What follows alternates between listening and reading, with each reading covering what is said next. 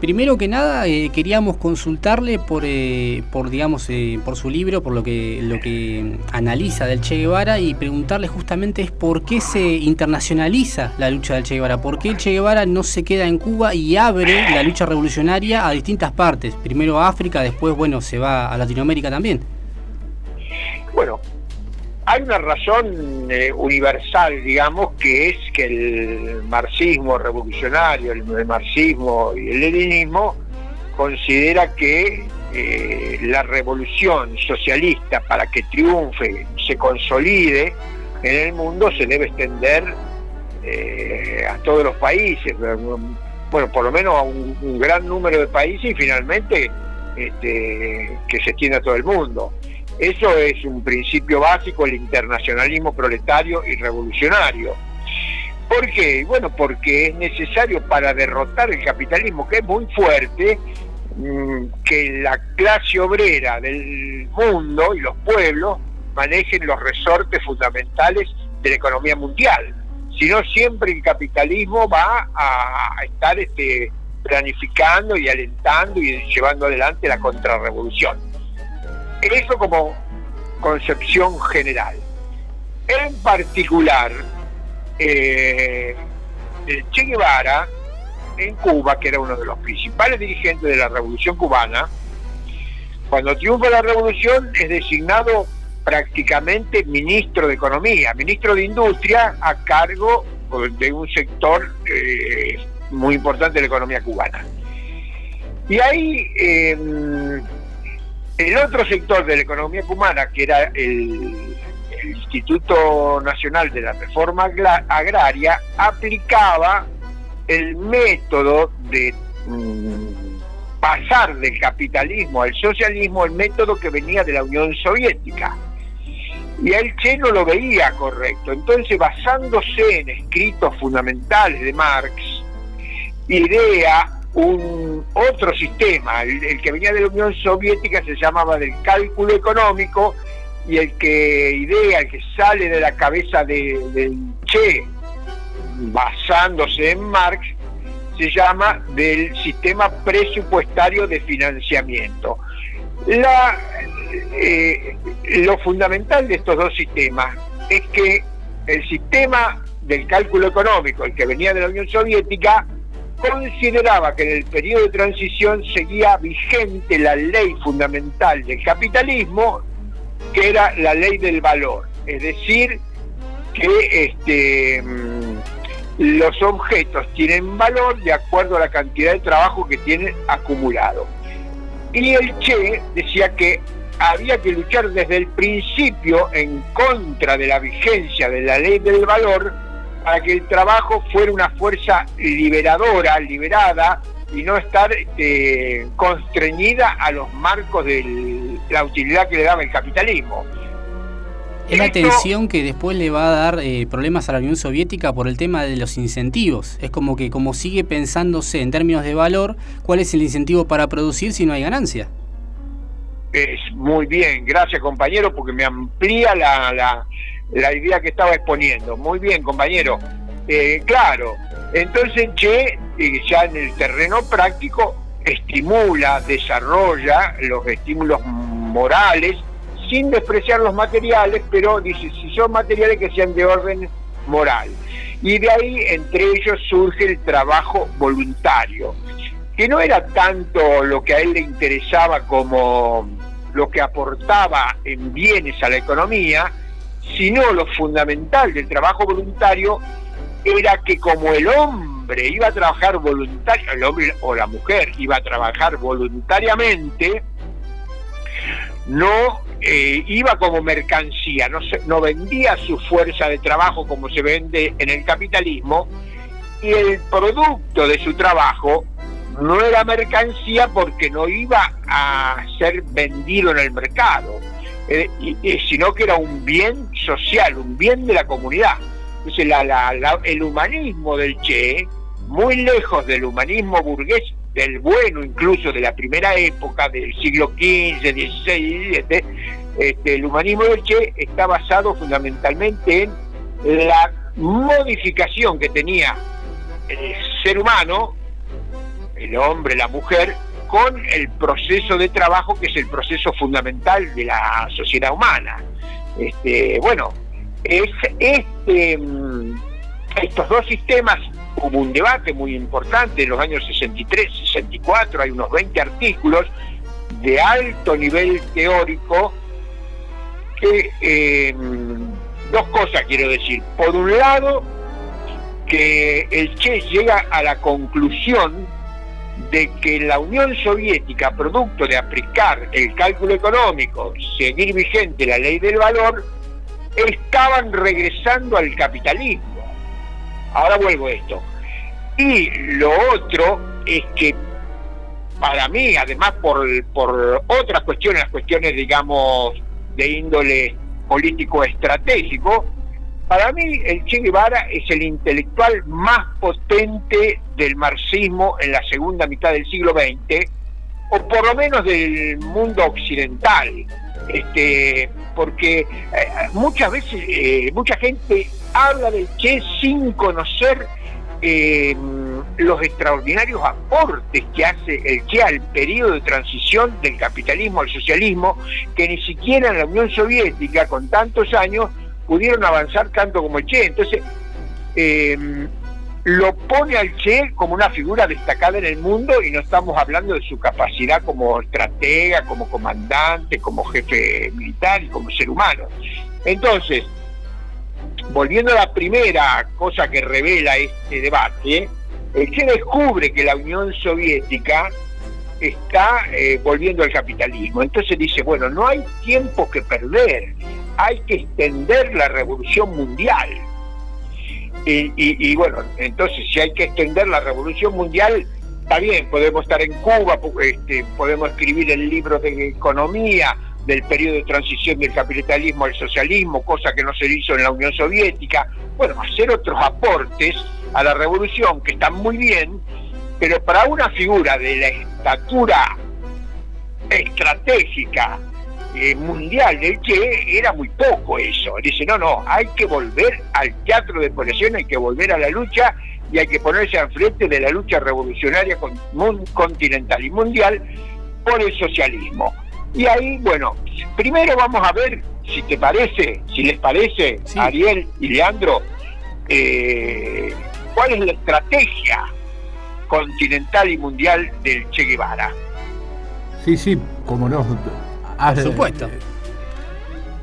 Bien. Hay un dato, un primer elemento. Vamos a hablar de la estrategia continental, para no extendernos, digamos, la estrategia para América Latina.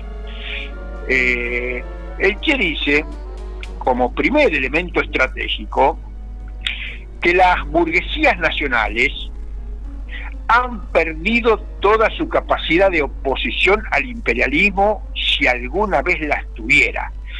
El concepto de burguesía nacional que usa el Che es el mismo concepto de burguesía nacional que utilizan los clásicos del marxismo en Argentina, en América Latina. Nosotros hemos leído a Silvio Frondizi, la utiliza en este sentido, hemos leído a Meliciades Peña, utiliza el concepto de burguesía nacional en este sentido, y conocemos de primera mano a Mario Roberto Santucho, y utiliza el concepto de burguesía nacional en el sentido que vamos a explicar ahora.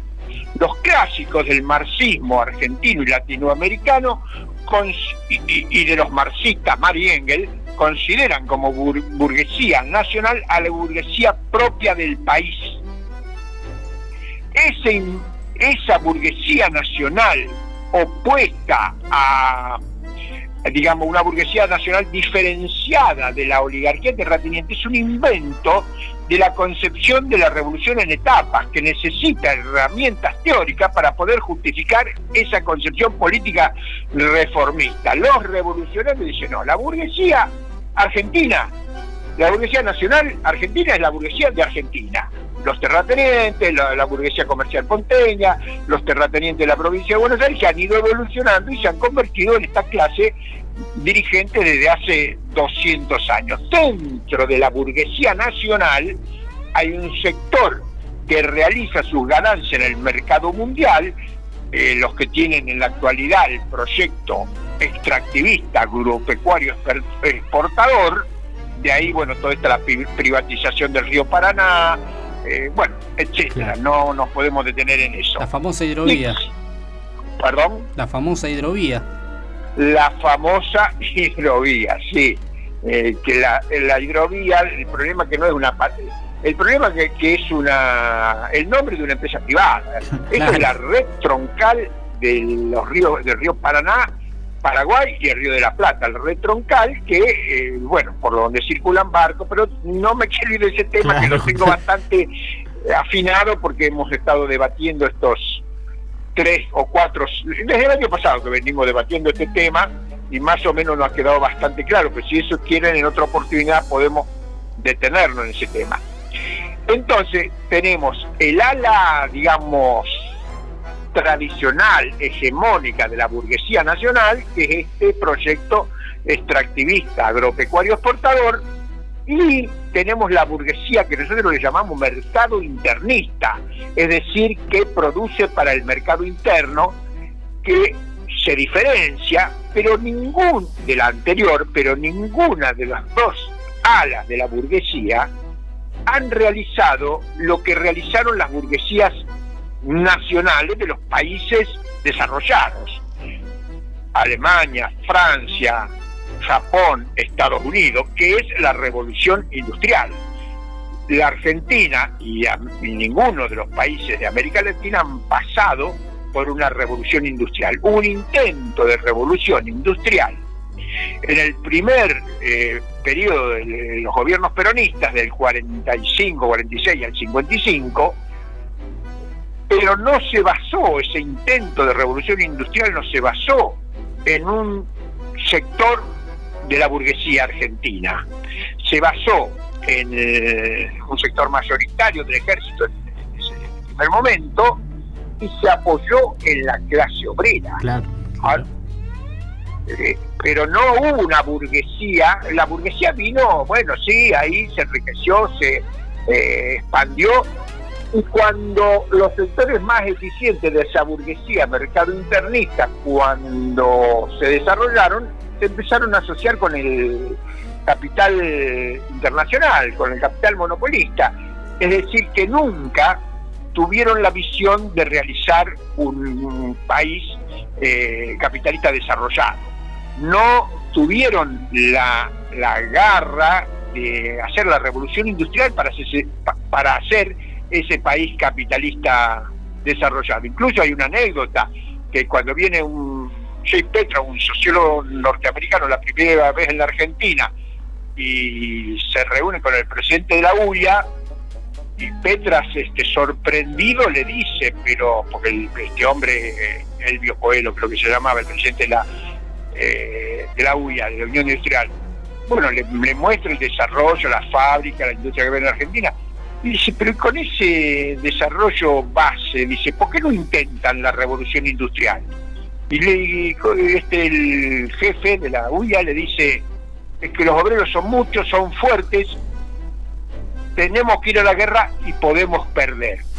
Esa en realidad es la mentalidad de la burguesía argentina. Tiene miedo de perder con el imperio y tiene miedo de perder con los trabajadores. Entonces siempre es una burguesía raquítica, mezquina, que busca tener un lugar en la hegemonía mundial del capital monopolista mundial. Y bueno, disputa un poco la plusvalía, pero nunca se saca los pies del plato. Es una burguesía que cobra peajes, no se dedica a la inteligencia de la producción, sino que simplemente a usufructuar lo mejor que se pueda un nicho que tienen armado. Exactamente. El gordo Cook dirá, John William Cook dirá que es una burguesía que se pudrió antes de nacer. Claro, no hubo nunca en la historia argentina, porque nosotros discutimos la historia argentina, la historia liberal, la historia revisionista. Nosotros leemos una tercera historia, que es la historia de Milcíades Peña, que no es ni liberal ni es revisionista, sino una historia marxista. El problema El hecho maldito de este país es que no tuvimos la burguesía norteamericana, la burguesía alemana o la burguesía japonesa. Tuvimos la burguesía argentina, que se enriqueció fácilmente, producto de la fertilidad de la pampa húmeda. Acá se tiraba 3 semillas y tenés millones de granos de trigo, de maíz y de soja ahora.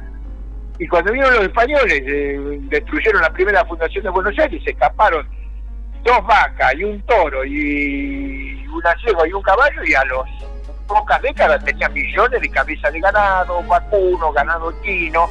Bueno, la extraordinaria fertilidad de la pampa hizo la desgracia de tener una burguesía rentista, parasitaria, poco trabajadora, bueno, la que conocemos.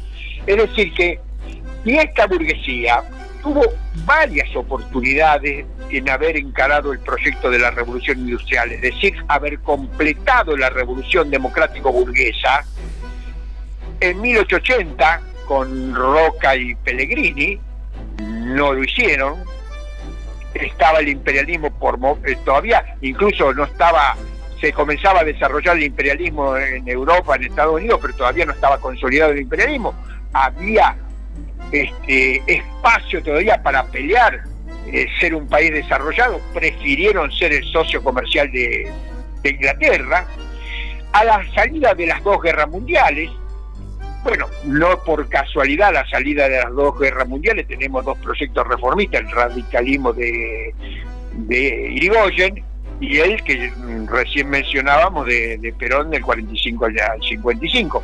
Y para mí, esto yo no lo he leído en ninguna parte, habría que ver qué dicen los que saben más de economía, pero para mí en el periodo kirchnerista, que tampoco por casualidad se intentó un proyecto reformista, a partir del extraordinario precio que tenían los commodities, o sea, los granos, el petróleo y el oro que producíamos en la Argentina, fue un momento, y además que teníamos a la clase obrera movilizada de la rebelión del 2001, elemento fundamentalísimo, la movilización de la clase obrera y el precio de los commodities. Estos son 2 elementos decisivos por los cuales en ese periodo se podría haber intentado la revolución industrial.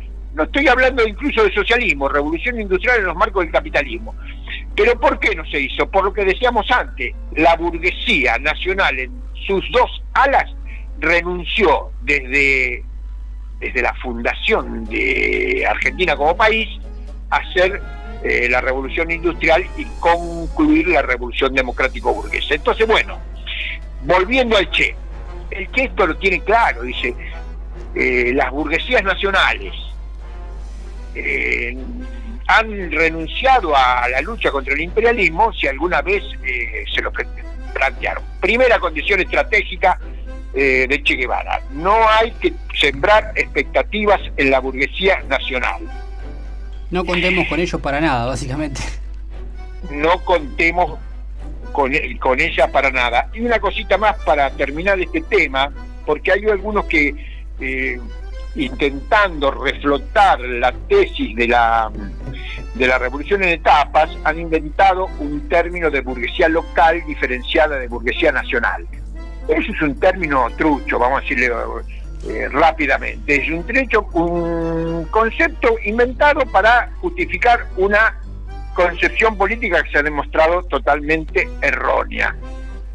El que era un buen escritor, un tipo culto, utiliza la palabra burguesía nacional, burguesía autóctona y burguesía criolla como sinónimos, porque como era un buen escritor, no pone burguesía nacional, burguesía nacional, burguesía nacional. En un párrafo se tiene que referir 3 veces a la burguesía nacional, una vez dice burguesía nacional, otra vez dice burguesía autóctona y otra vez dice burguesía criolla para no redundar. Claro. No sé si queda claro. Sí, lo usa como sinónimo. Lo usa como sinónimo, no es que el Che está hablando de 3 burguesías distintas o de 2 burguesías distintas. No lo tergiversemos el Che nunca habló de burguesía local. Bien, ¿Qué otras aportaciones? Entonces después Che va a las 3 aportaciones de la Revolución Cubana. ¿Cuáles son las 3 aportaciones de la Revolución Cubana? Ojo, 3 aportaciones de la Revolución Cubana, que no quiere decir que toda la experiencia internacional anterior no siga teniendo valor. A toda la experiencia internacional, la revolución en Europa, la revolución en China, Vietnam, a la revolución después de la Segunda Guerra Mundial, todas ellas siguen teniendo valor. Dicen, la Revolución Cubana, que digo yo, redescubre la estrategia revolucionaria, cosa que no pudo hacer la Tercera Internacional, sino que la descubren en China, los Mao Zedong, en Vietnam, Ho Chi Minh y el general Giap y otros dirigentes, pero esa experiencia no era conocida en América Latina. Entonces el Che Guevara, Fidel Castro redescubre, redescubre ¿por qué? Porque es parecida a la estrategia china y vietnamita, aunque no es igual, parecida, redescubre la estrategia. Y el Che dice 3 aportaciones de la Revolución Cubana que se agrega a toda la experiencia revolucionaria internacional. Dice, la primera, se puede triunfar sin el ejército burgués, que tiene que ver con esto, y incluso en contra del ejército burgués. Esta es una tesis que va en contra del reformismo de los partidos comunistas, y que esta tesis está totalmente emparentada con lo que decíamos recién, de que no hay una burguesía nacional revolucionaria. La tercera aportación dice, en la América subdesarrollada, el teatro de operaciones de la lucha armada es fundamentalmente el campo. Pero la más debatida es la segunda, la segunda dice, y la vamos a leer textualmente: no siempre hay que esperar que se den todas las condiciones para la revolución. Claro. El foco insurreccional puede crearlos. ¿Qué dicen los críticos del Che? Porque el Che acá usa la palabra todas. El Che no dice, no hay ninguna condición y el foco puede crearlas. No hay que esperar que se den todas las condiciones, dice el Che, el foco guerrillero puede crearlas. Son dos cosas muy, muy distintas. Veamos, entonces el Che, mira, América Latina, mira para acá, él quería, primero había considerado Perú, pero en Perú había habido problemas de infiltración de los movimientos revolucionarios del Perú. Entonces, considera que era muy arriesgado ir a Perú y se decide ir a Bolivia. Veamos en Bolivia las condiciones revolucionarias que había en Bolivia. Veamos, había una crisis económica estructural. Bolivia, como la gran mayoría de los países de América Latina, vive en crisis económica estructural.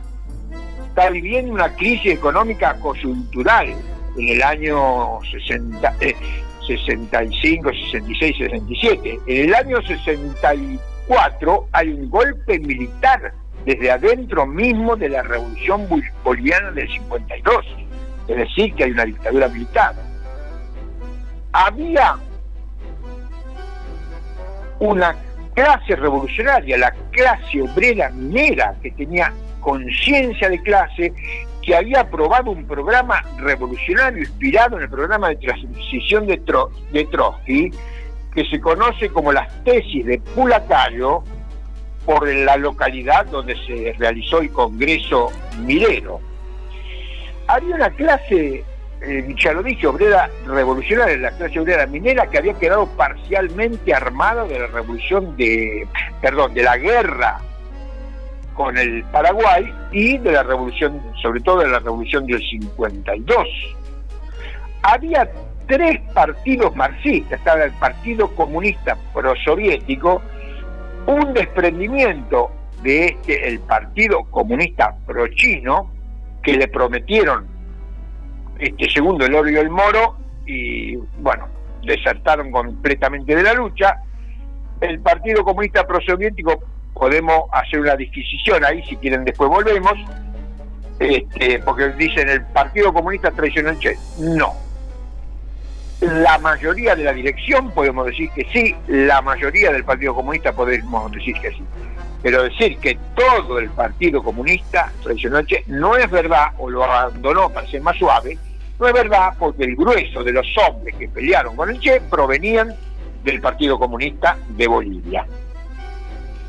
Y estaba el tercer partido, el Partido Obrero Revolucionario Trotskista, que era bastante fuerte, que bueno, porque hasta después surgió, en el año 68, surgió un ala pro guerrilla, pero bueno, ya el Che había sido muerto, había sido derrotado el intento del Che. Entonces, volviendo, dice, no hay que esperar que le estén dadas todas las condiciones para la revolución. El foco insurreccional puede crearla. ¿Qué condiciones? Bueno, estaban dadas todas, ¿y qué condiciones faltaban? Faltaban el ejército del pueblo y la unidad obrero-campesina. Pues dicen algunos, no, porque los campesinos... ¿Qué quieren? ¿Que la revolución te la sirva en bandeja el enemigo? Que esté todo así, digamos, flotando en la superficie, y lo único que tenés que vos pasar la red y hacer la revolución. Bueno, ese pensamiento no es de revolucionario, ese pensamiento es de, bueno, gente que no quiere pelear, vamos a decirlo así rápidamente. Entonces, volviendo, faltaba el ejército del pueblo y la unidad obrero-campesina, que eran las dos tareas que se propuso hacer el Che con la guerrilla. El foco guerrillero, el foco insurreccional, apoyado en todas las condiciones que hemos visto, todas, un montón de condiciones, tenía que desarrollar estos dos elementos que faltaban para hacer de Bolivia, digamos, para que se desarrolle la revolución en Bolivia. Pero el Che consideraba que Bolivia iba a ser uno de los últimos países en liberarse, sino que Bolivia era una base estratégica para la revolución continental. Incluso él tenía previsto enviar desde Bolivia columnas a Argentina, a Chile, a Perú, incluso a Brasil. Había acuerdos con partidos de Brasil, es decir, extender la revolución en América del Sur. Bueno, claro. ¿Qué nos falta por decir? ¿Esto se comprobó o no se comprobó en la práctica? Y yo creo que sí se comprobó en la práctica, porque con un puñado de hombres y una mujer, el Che de un extraordinario combate ganó casi todas las batallas, los combates en los que se entreveró la guerrilla del Che, del Ejército de Liberación Nacional de Bolivia. Una cosita que me olvidé. Muchos analistas hablan de Bolivia como si Bolivia fuera una caja de zapatos y que el Che cayó como un rayo en un día sereno en un lugar que no pasaba nada. No. Bolivia es un país con una historia, con una clase obrera, con un campesinado, con sus luchas revolucionarias, etcétera, con la guerra del salitre, la guerra contra Bolivia. Bueno, una historia, riquísima historia de lucha de clases que hay en Bolivia. Es decir, que no fue el Che Guevara a un país solamente como receptáculo de sus ideas. Bueno, volviendo para acá. Entonces, decíamos, se comprobó primero porque fue posible desarrollar la lucha. Segundo, porque en el año que estuvo el Che en Bolivia, el eje de la política boliviana fue la guerrilla del Che. Todo pasaba por la guerrilla del Che. En un momento, en agosto creo que es, del 67, que había una crisis de gabinete, una crisis en las alturas del gobierno, dice el Che, no tener 100 o 50 hombres más en este momento, nos mandamos a la paz y tomamos el poder. y eso que él consideraba que Bolivia no era el lugar donde iba a triunfar primero la revolución. Pero bueno, aparecen imprevistos en la lucha revolucionaria. Bueno, esto fue un imprevisto, se caía el gobierno y dice no tener 50 hombres más. Bien. Y el tema del campesinado empezaba en campesinado, porque ninguna clase social se juega si no ve perspectiva de triunfo. El campesinado empezaba a ver en esta guerrilla una posibilidad de lucha, porque si bien había habido una reforma agraria parcial en la Revolución del 52, había zonas donde la reforma agraria no había llegado, que no participaban del pacto militar campesino que se había hecho en el año 64, por ahí, y que en los cuales Inti Peredo, que era, digamos, uno de los dirigentes principales era del Comité Central del Partido Comunista, que estaba en la guerrilla del Che, era el principal hombre, digamos, boliviano de la guerrilla del Che, tenía relaciones con dirigentes campesinos de la región del Trópico, de donde salió después Evo Morales. Y cuando, bueno, se producen los combates, no podemos contar, cuando aniquilan la retaguardia, creo que fue el 1 de agosto del 67, el Che, cuando se convence que efectivamente han aniquilado a la retaguardia, que estuvo 4 meses buscándolo, que eso también retrasó mucho sus planes, buscándola a la retaguardia, enfila para la región del Trópico. Y ahí, ya que estamos, vamos a decir, una de las grandes virtudes del Che, porque su columna, que había quedado reducida a casi 20 hombres,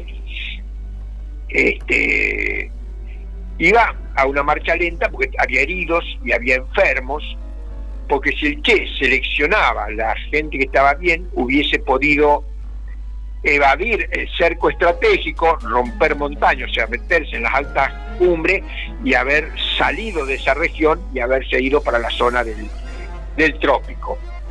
No lo hizo porque no tenía dónde dejar los heridos y los enfermos, no los iba a dejar en manos del enemigo, pero estaba pensando en eso, porque incluso lo escribe en el diario, encontrar un lugar adecuado para poder dejar a los heridos y los enfermos y que no fueran detectados por el ejército boliviano. Daniel, te sí. puedo interrumpir un cachito porque no tenemos mucho más tiempo, pero más o menos nos ha quedado claro un poco la lectura, pero no quería terminar la entrevista sin hacerte una última pregunta. Puede ser concisa, 5 minutos, porque la entrevista va a ir grabada.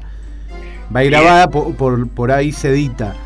O sea que por ahí se achica una parte, vamos a tratar de lo menos posible. Pero no quería irme sin una pregunta, te pido lo más breve que puedas, si es que podés ser breve con esto, que es ¿por qué retomar hoy la figura del Che Guevara? Bueno, una línea antes, y termino con lo anterior. Sí. Y lo mismo pasa el 8 de octubre. El 8 de octubre el Che, en el medio del combate, se queda protegiendo la retirada de los heridos y los enfermos. Él se podría haber retirado tranquilamente, pero bueno, se queda ahí y es en esa circunstancia, en primera línea de defensa de sus compañeros, que es herido y destruido su fusil y pierde el cargador de la pistola. Es decir, que el Che, además de todo lo que hemos dicho, es un héroe de la revolución en todo sentido que se lo busque. Bien.